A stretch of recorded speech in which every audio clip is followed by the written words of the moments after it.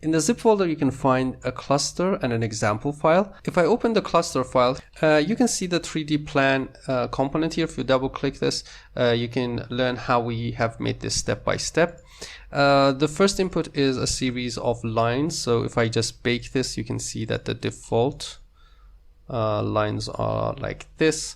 You can simply just draw a series of lines, and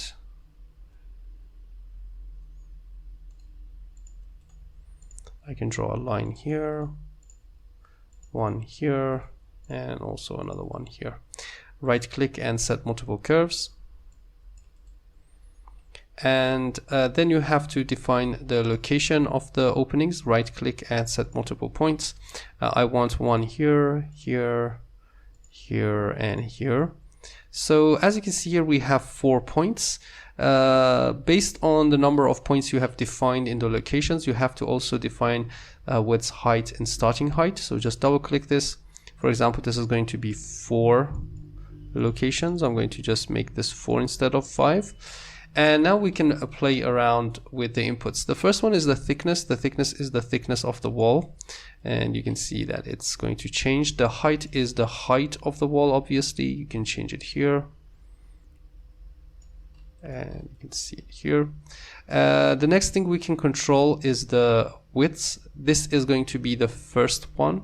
So because we selected the first point here, you can see this is going to change the widths. For this one, this is going to be the height. So obviously if the height is smaller than this number, it's going to cut through it. And also another one is the starting height. So if I increase that, you can see it's going to go up and down. So 0 is going to make it an opening. Because I have defined 4 points, actually each of these sliders is related to one of these openings. So remember that you can control that easily, and the starting height too. And then you can just simply bake the solid. This is going to be the solid. There is also a boxes output. So if you want to, you can bake that also into another layer. So for example, you can see that I have made these boxes. Maybe you want to use them in your project, or explode them and do other things with the boxes. So that's also useful if you want to have the box output.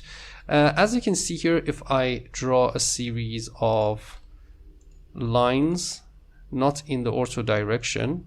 So for example, I'm going to just draw this line and set multiple curves and just make 4 openings. You can see that I can change the thickness again. The location, this is going to be the first location. And the widths, the height.